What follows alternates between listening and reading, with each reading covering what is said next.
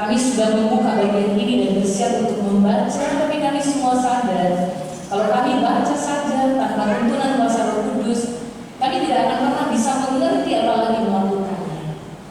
Untuk itu Tuhan kami mohon, biarlah mata hati kami diterangi, pendengaran kami dipertajam oleh Tuhan dalam kekuatan Roh Kudus, supaya ketika saya baca, jemaat mendengar atau mengikuti melalui Alkitab masing-masing, semua kami akan mengerti dan akan melakukannya.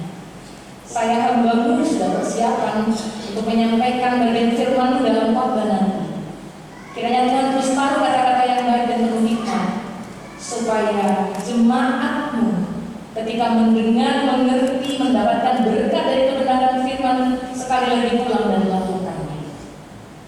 Hal-hal lain yang akan mengganggu konsentrasi kami, berdoa kami dalam nama Yesus Tuhan, kiranya dijauhkan oleh Tuhan dan kami benar-benar fokus, benar-benar konsentrasi. Alat komunikasi HP ini merupakan berkat Tuhan buat kami, tapi seringkali kalau kami datang ke ibadah, terasa lama, kami sudah mulai bosan dan mengalihkan perhatian kami. Untuk itu kami mohon di dalam nama Tuhan, sekali lagi kami betul-betul memberi diri dan hati kami ada dalam hadirat Tuhan, mendengarkan kebenaran firman. Berfirmanlah, karena kami sudah setia mendengarnya. Demi Kristus. Amin. Demikianlah firman Tuhan yang terdapat di dalam Injil Lukas pasal 14 ayat 25 sampai 35. Lembaga Alkitab Indonesia kasih judul di situ, segala sesuatu harus dilepaskan untuk mengikut Yesus. Pada suatu kali banyak orang berduyun-duyun mengikuti Yesus dalam perjalanannya, sambil berpaling ia berkata kepada mereka, "Jikalau seorang datang kepada Bapakku dan ia tidak membenci bapaknya, ibunya, istrinya, anak-anaknya, saudara-saudaranya, laki-laki atau perempuan, bahkan nyawanya sendiri, ia tidak dapat menjadi murid. Barang siapa tidak memikul salibnya dan mengikut aku, ia tidak dapat menjadi murid.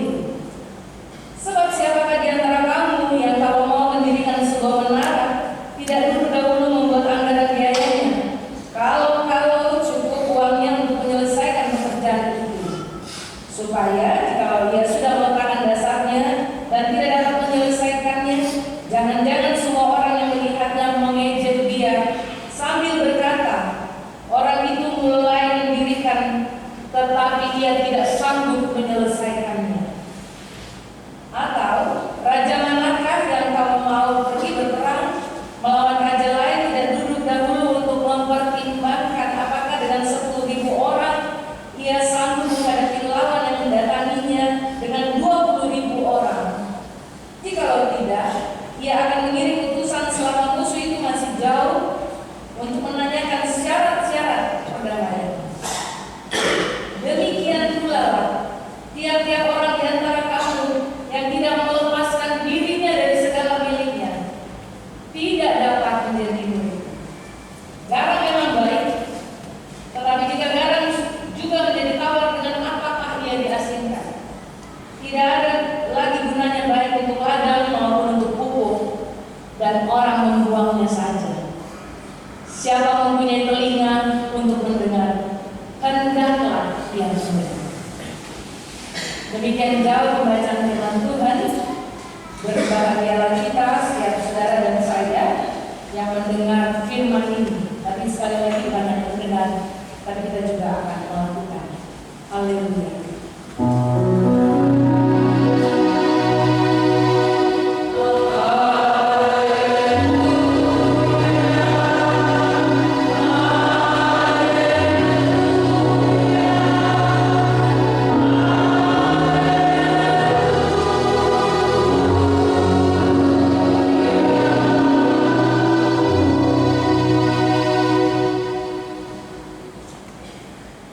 Apa kabar ibu bapak saudara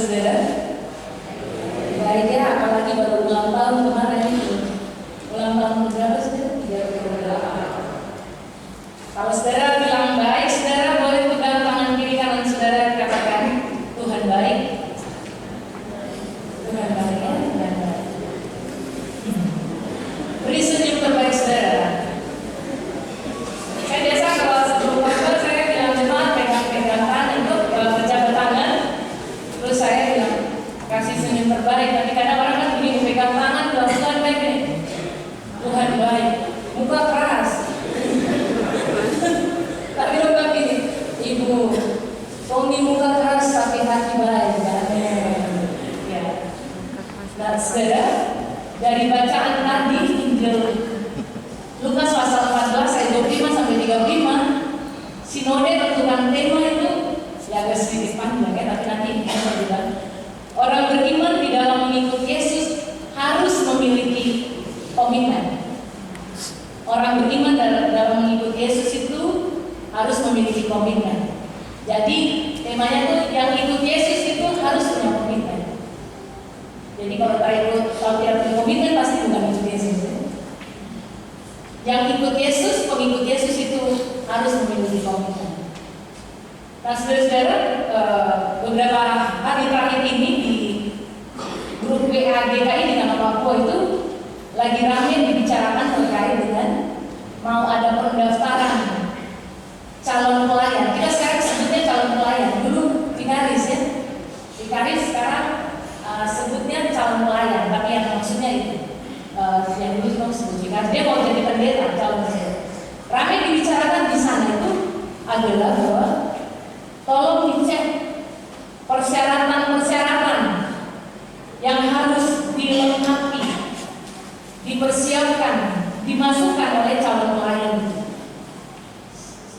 Selain dari situ ada umur, ada ijazah, tapi dong bicara juga tentang ada yang punya ijazah menjadi sarjana atau sarjana teologi ya, tapi dia bukan anggota GKI. Ada yang dari Pentakosta, ada yang dari gereja-gereja lain mendaftar saudara. Lalu ada yang bilang ini, saya dolo dan sampai hanya mau datang kerja di GKI, tapi nanti tidak setia. Karena apa saudara sekarang? Orang itu senang jadi pendeta. Karena pendeta sekarang jika banyak orang melihatnya bukan sebagai tempat untuk melayani Tuhan, tapi yang penting dapat pekerjaan. Hari ini saudara, selain itu para penatua Syamas saudara, waktu mau diteguhkan jadi penatua Syamas, waktu lalu itu kita atur tata ibadah di Masjid Sorong itu pengakuan saudara ada 2. Ini awal nanti kita sudah ada hanya saudara mengaku 1. Kan ada yang tanda tangan lagi. Di dalam pengakuan itu penatua Syamas bilang apa itu Bapak saudara? Dong bilang dong percaya kepada Allah. Mereka percaya bahwa Alkitab, Perjanjian Lama dan Perjanjian Baru itu satu-satunya kenyataan Allah. Kemudian para penatua Syamas juga mengaku dong dipanggil Tuhan untuk tugas ini.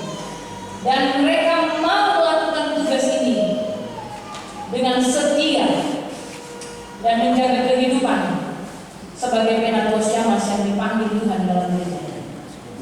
Tapi saudara, bukan hanya calon pendeta tadi yang diseleksi, juga ada persyaratannya. Para penatua Syamas juga ada hal yang dia janjikan. Tapi juga kita semuanya anggota sini jemaat saudara.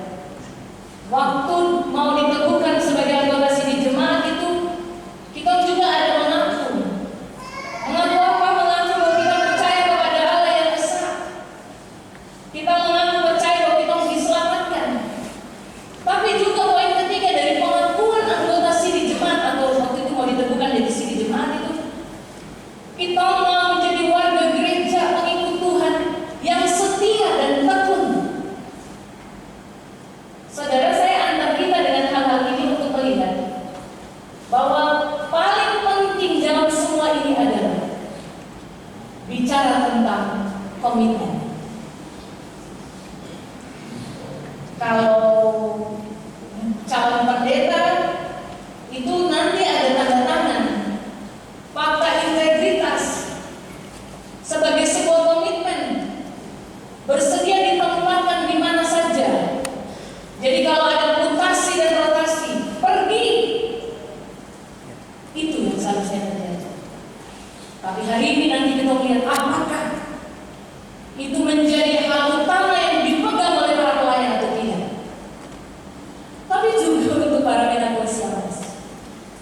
Kita bicara tentang komitmen kali ini. Dan kepada saya dan saudara, atau semua jemaat, komitmen kita putuskan diri untuk menjadi pengikut Tuhan. Tapi bagaimana dengan komitmen kita? Pertanyaan saudara pada saya di pendeta, terus komitmen itu artinya apa? Kalau saudara lihat di Kamus Bahasa Indonesia itu, komitmen artinya keterikatan untuk melakukan sesuatu. Ya, terikat untuk melakukan sesuatu karena dia sudah janji, dia sudah ucapkan, dia berniat atau meniatkan untuk melakukan sesuatu. Dan bukan hanya sampai pada batas meniatkan, dia harus mewujudkannya. Komitmen itu, ibu bapak saudara-saudara serta anak-anak, merupakan suatu sikap dari seseorang untuk setia dan bertanggung jawab pada diri, organisasi, atau orang lain atau yang lainnya. Nah, komitmen ini saudara kita hari ini lihat, Yesus sedang ajarkan itu kepada orang yang berduyun-duyun itu yang lagi ikut dia. Saudara, lihat di teks kita pada ayat 25, pada suatu kali banyak orang berduyun-duyun, saudara. Berduyun-duyun itu banyak ya? Banyak Pak. Sampai 40 winter juga bisa berduyun-duyun banyak. Untuk orang yang berduyun-duyun itu, orang yang banyak itu, sebelumnya saudara, Yesus sudah kasih ingat mereka juga, memberi pengajaran tentang komitmen itu. Karena di ayat sebelumnya itu, kan itu perumpamaan tentang orang-orang yang berdalih. Ada perjamuan besar, orang diundang banyak alasannya. Tidak sanggupan orang pada sebuah komitmen itu banyak alasan, saudara. Alasan yang tidak ada hubungannya dengan sebuah janji yang sudah diucapkan. Nah, ketika kita melihat orang yang berduyun-duyun itu, Yesus pakai kesempatan untuk tegaskan kembali. Karena saudara, pertanyaan kita memang sebenarnya, apakah semua orang yang berduyun-duyun, apakah semua orang yang mengikut Yesus itu dia bisa menjadi murid Yesus? Menurut saudara, tidak. Tidak semua orang yang berduyun-duyun itu, semua orang yang disebut mau ikut Yesus itu adalah murid Yesus. Kita akan lihat, kita akan ukur apakah dia konsisten pada komitmennya atau tidak. Baru di situ kita menyebutnya sebagai murid. Nah, ibu bapak, saudara-saudara serta anak-anak, orang banyak itu Yesus sedang kasih ingat orang, sedang mendorong mereka supaya apa? Jangan ikut orang saja. Tahu berduyun-duyun itu ada apa? Ada Yesus itu. Cepat. Ikut. Padahal tak tahu ini.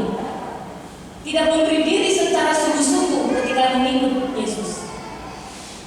Untuk itu, sekali lagi, orang yang berduyun-duyun itu Yesus sedang menyampaikan kepada mereka standar penerimaan sebagai pengikut Tuhan itu, supaya dia dapat disebut sebagai murid Tuhan itu seperti apa. Supaya jangan ikut-ikutan di dalam kelompok orang yang sedang berduyun-duyun itu, tetapi orang yang berduyun-duyun itu, orang banyak itu harus memperhatikan beberapa bagian yang Yesus tekankan. Dan intinya adalah komitmen. Saya waktu lihat bagian ini, saudara perhatikan, ayatnya pendek ini, dia ada 3 hal utama dulu. Apa itu, saudara? Kalau orang mau ikut Yesus, dia punya komitmen pertama. Nah, ini mengejutkan kita kalau saudara baca begitu saja. Apa itu?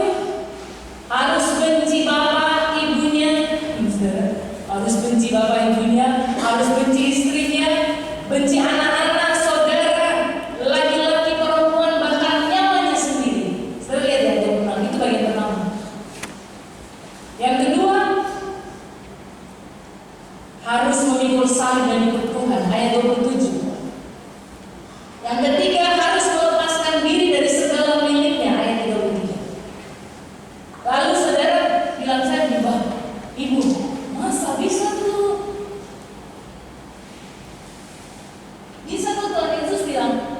harus benci. Wah, masa tuh benci kok ke orang tua? Tadi tuh baru dengar itu baru mati orang tua, kenapa ini ayat bilang harus benci? Nah, saudara, sebenarnya kita harus lihat itu terjemahan Lembaga Alkitab Indonesia. Karena kita seakan-akan firman ini kok jadi negatif. Dan ini saudara dipergunakan oleh beberapa orang untuk menarik kelompok menarik orang-orang untuk menjadi bagian dalam dia punya persekutuan. Satu waktu ponakan saya bilang sama saya, ada satu pendeta bilang sama dia, kau harus benci kau punya mama. Mereka ada berbeda pendapat. Lalu terus dia mau ikut yang mana nih? Mamanya atau dia mau ikut keinginan dirinya atau seperti apa? Terus dia bilang sama saya, sebenarnya saya tidak berdosa, karena Tuhan bilang saya harus benci saya punya mama. Ini keliru saudara. Bukan berarti kau benci takkan buang rumah terhadap masuk akal. Apakah itu yang dimaksudkan? Benci itu kayaknya memang konotasinya negatif. Nah, saya harus saudara harus lihat teks ini dalam bahasa aslinya, kata ini itu dipakai di situ misei. Misei itu artinya bahwa mengasihi seseorang itu dengan kadar yang lebih rendah. Mengasihi tapi kadarnya tidak tinggi. Ini mau hubungkan dengan apa saudara? Nanti kita lihat tadi saudara kita memperhatikan hukum Tuhan. Kasihilah Tuhan Allahmu dengan segenap hatimu dan dengan segenap jiwamu dan dengan segenap akal budimu. Itulah hukum yang pertama dan terutama. Jangan balik. Jangan balik ya.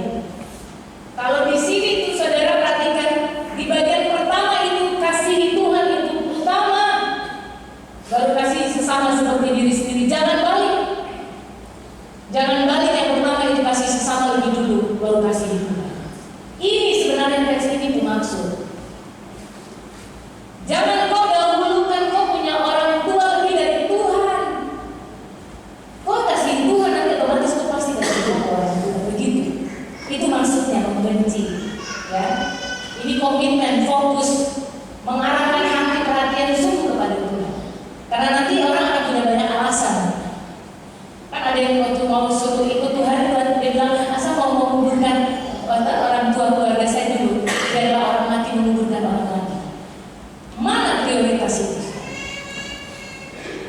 Nah, ibu bapak saudara-saudara serta anak-anak, sekali lagi Yesus sedang mengarahkan mereka, mengarahkan orang banyak untuk benar-benar tahu apa yang harus dia lakukan. Kalau saudara perhatikan di dalam Injil Matius pasal 10 ayat 37, 38 ditekankan di sana apa?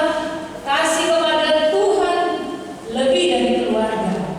Atau dalam terjemahan di Lukas tadi yang kita baca, Lukas 14 ayat 26, Lembaga Alkitab Indonesia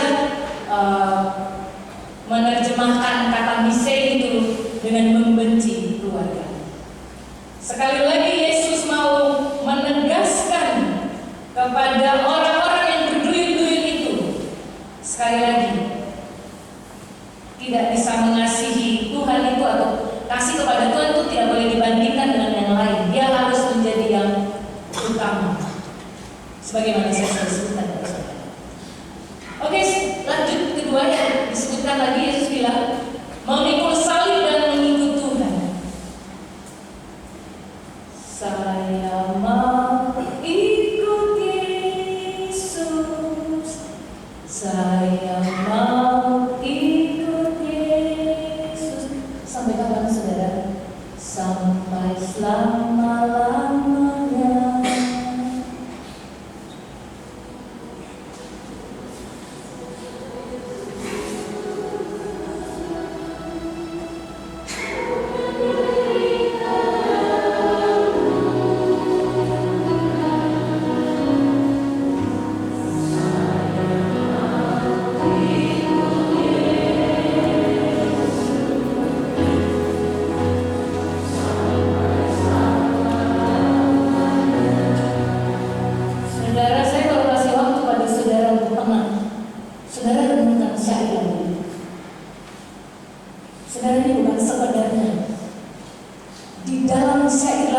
ada sebuah komitmen, ada sebuah janji yang kita ucapkan dan mau kita lakukan itu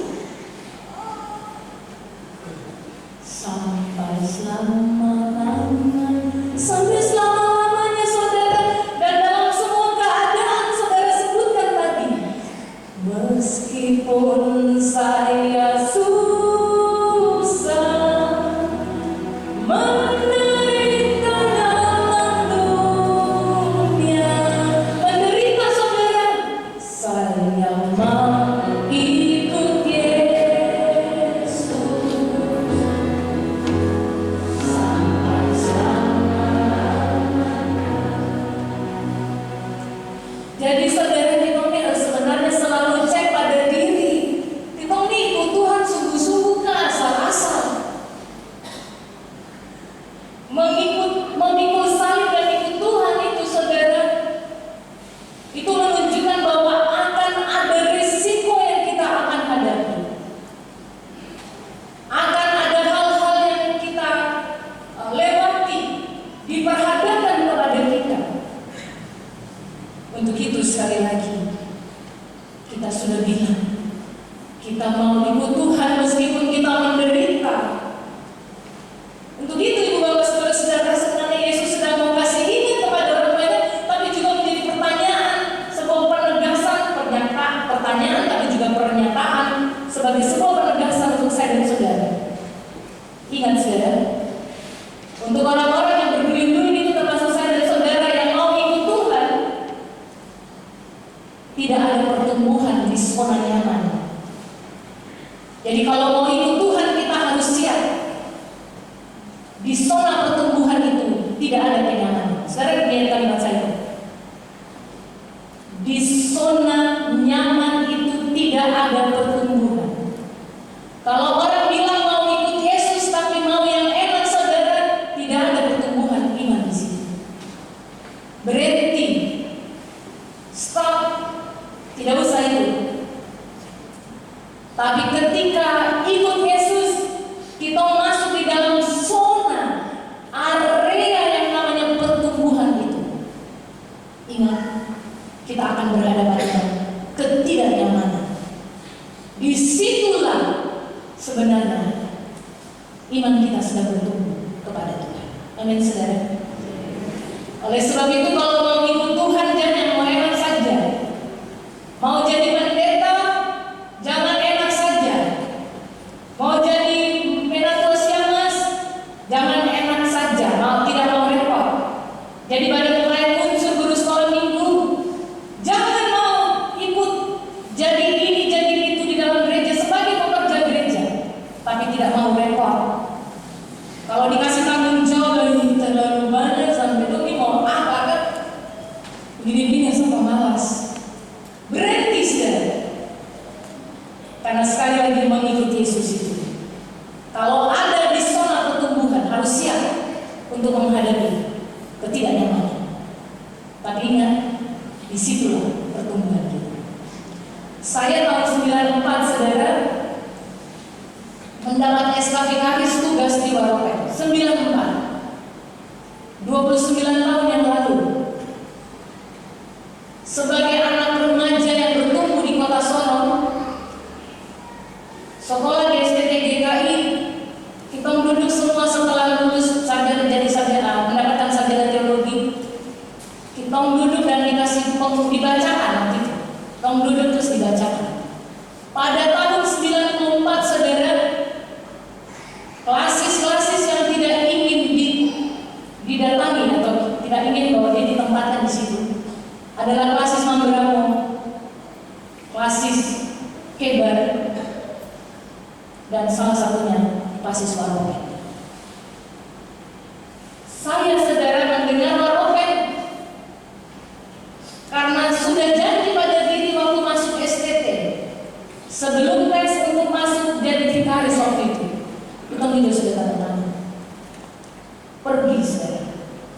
Bayangkan tahun 2022 kemarin orang mau pergi ke Waropen untuk sidang sinode, pikir 2 kali. Mereka bilang sama saya, tahun 94 itu kayak apa ya?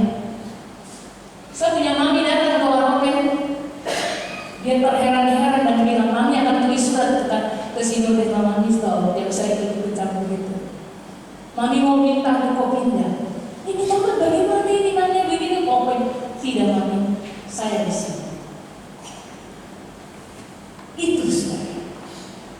Kalau orang mengambil keputusan untuk ikut Tuhan dan mau jadi pendeta, ikut saja apa mau Tuhan. Jadi kalau hari ini saya menjadi ketua kelas, saudara, saya pikir Tuhan ini memang luar biasa loh atas saya. Luar biasa saudara. Mungkin itu saja kesetiaan terlalu kecil dibawahkan itu. Pada waktu itu saya diperhadapkan dengan banyak pilihan. Ada masalah saya hadapi waktu itu. Lalu orang tua saya minta untuk saya pulang saja. Tidak usah melanjutkan dulu vikaris nanti. Saya bilang tidak. Itu mungkin terlalu kecil saudara. Jadi hari ini saya beberapa waktu lalu bilang sama adik-adik pendeta. Karena mereka itu kan agak mengeluh, ada yang aduh kita di sini terlalu begini. Saya bilang kamu lihat. Kalau hari ini kamu lihat saya duduk di belakang mobil, setir mobil, kau harus cek 29 tahun yang lalu itu saya Januari saya itu ada di mana. Saya ada di tempat yang tidak ingin didatangi orang, tidak ingin didatangi oleh calon vikaris apalagi perempuan. Saya berbagi perahu. Kita pergi cari suku terasing sampai jalan sampai satu kaki tidak bisa jalan. Naik dalam trek. Loh, saya kecil ini bernaik dalam trek. Saudara bayangkan mungkin ini bahasanya sebesar saya lebih hebat lagi. Lakukan karena memang saya sudah berkomitmen saya mau ikut Yesus menjadi pendeta secara khusus. Nah itu yang bapak saudara-saudara. Tentu pendeta siapa semua yang pada pelayan khusus. Kita memastikan masing-masing sudah punya komitmen untuk ikut Tuhan. Di KTP saudara itu tulisnya Kristen. KTP itu akan hilang, tapi identitas kekristenan saudara dan saya tetap melekat, ada di dalam hati dan jiwa kita. Itu tidak boleh luntur karena kita sudah bilang kita mau ikut Dia sampai selamanya. Yang berikut saudara, selain ikut salib dan ikut Tuhan, di bagian ini Yesus ajarkan terkait komitmen itu adalah apa? Orang harus melepaskan diri dari segala miliknya, kelekatan kepada keluarga. Itu makanya tadi di atas terjemahannya itu ya, melepaskan kelekatan pada keluarga, kepada barang-barang, kepada kekayaan, kepada kekuasaan dunia, kepada hobi dan aktivitas lainnya. Karena kalau orang mau jadi dimakmuri Tuhan, saudara, dia harus melepaskan kelekatan itu. Dia mau sungguh-sungguh menjadi pengikut Tuhan bukan sekedarnya. Dia harus melepaskan kelekatan itu. Saudara, kita akan bisa ukur itu boleh lihat kalau musim bola. Musim bola itu, kalau bola yang kita punya misalnya Belanda main, saya Jerman ya, tapi kalau saudara yang Belanda, kalau Belanda main di minggu subuh, besok pagi gereja itu pasti orang sedikit. Terlalu usah ukur dari yang jauh-jauh saudara itu. Kita merenungkan firman Mazmur 84, kerinduan kepada rumah Tuhan. Kita rindu kepada Tuhan dan baiknya. Seperti rusa rindu sungai jiwaku.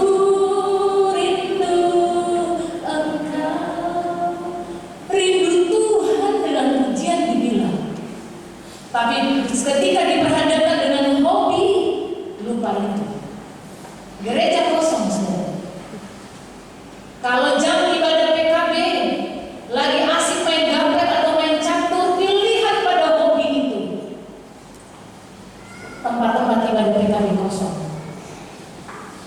Orang lebih mengutamakan itu, padahal Yesus sedang kasih ingat untuk orang berduyun-duyun termasuk kita sekarang. Jangan sekedar berduyun-duyun supaya orang lihat lagi ikut Tuhan, lagi ke gereja, oh orang Kristen lagi bicara-bicara puji Tuhan, haleluya, tapi hidupnya sebenarnya kosong. Seperti balon itu besar, tapi di dalamnya kosong. Untuk itu Ibu Bapak Saudara-saudara serta anak-anak, kita diperhadapkan dengan pilihan untuk setia pada apa yang sudah menjadi komitmen kita. Untuk itu ketika kita betul-betul memberi diri, melepaskan diri kita dari kelekatan itu, kita akan menjadi orang-orang yang apa saudara, tidak akan rapuh. Karena orang-orang yang tidak fokus, tidak sungguh-sungguh, tidak setia pada komitmen, itu dia akan menjadi rapuh saudara. Sedikit-sedikit marah, sedikit-sedikit maraju, mental kerupuk. Ada tantangan di gereja itu, kalau di persekutuan gini beda pendapat, mungkin satu pikiran bisa berhenti. Tapi kalau lihat kalau tidak ada saya itu gereja tidak maju. Bertobat saudara. Karena melepaskan kelekatan itu termasuk karena kesombongan dalam diri. Karena mengikut Tuhan itu mentalnya kuat dan mengutamakan Tuhan dalam pelayanan. Para pelayan, penatua Syamas, warga gereja, orang Kristen yang sudah bilang, I have decided to follow Jesus. I have decided to follow Jesus. I have decided to follow Jesus. No turning back, no turning back. Mengikut Yesus itu saya punya keputusan, bukan saya ditekan ataupun dipaksa. I have decided to follow Jesus. Saya sudah bilang saya mau ikut Yesus. No turning back. Kita tidak akan ingkar. Amin saudara. Saudara kalau lihat pegangan kiri kanan saudara, saya sudah putuskan ikut Yesus. Saya tidak akan ingkar. Dan sampaikan dengan muka yang betul meyakinkan. Dan kumur. Kalau kumur itu berarti sebenarnya tidak yakin. Dan saudara lihat bagaimana disebutkan di situ Yesus gambarkan. Yesus gambarkan apa? Dia kasih contoh kalau orang bangun rumah pasti ada persiapan yang konsisten sampai selesai. Jadi kalau orang yang sudah mengaku ikut Yesus itu dia harus konsisten sampai akhir, sampai selama-lamanya. Raja maju berperang juga dia sudah rancang semua atur dengan baik, dan dia pastikan bahwa dia akan menang karena dia pegang komitmennya. Orang Kristen juga akan menang sampai akhir kalau dia tetap pegang komitmennya. Komitmen kepada Tuhan, fokus kepada Tuhan. Tuhan diutamakan. Dan lihat saudara, hidup saudara akan jadi seperti apa? Berdampak, bermakna, bernilai seperti yang digambarkan tentang garam itu. Dan sekali lagi, kalau garam itu sudah tidak asin lagi, dia apa saudara? Dibuang dan diinjak orang. Warga gereja ini saudara, kita semua, mau pendeta kah, penatua Syamas kah, badan Rangucu kah, guru sekolah minggu kah, semua. Ingat orang, kalau kita sudah tidak berdampak, kita sudah tidak berguna, kau sudah tidak bernilai, kau sudah tidak bermanfaat dalam persekutuan, atau dimanapun kita berada dalam identitas kita sebagai orang Kristen, ingat, kita akan dibuang dan diinjak orang. Artinya apa? Bahwa kita sudah tidak akan dihargai, kita sudah tidak akan dianggap, dan kita tidak akan dipromosikan lagi dalam semua jenjang di hidup kita. Untuk itu, jangan bangga jadi murid saja, pastikan bahwa hidup kita berdampak, berguna, bernilai, berarti. Di dalam Lukas 9 ayat 62 bilang, setiap orang yang bersiap untuk membaca tetapi menoleh ke belakang tidak layak untuk kerajaan Allah. Siapa mau? Tentu kita semua tetap setia sekarang dan selamanya. Tuhan memampukan.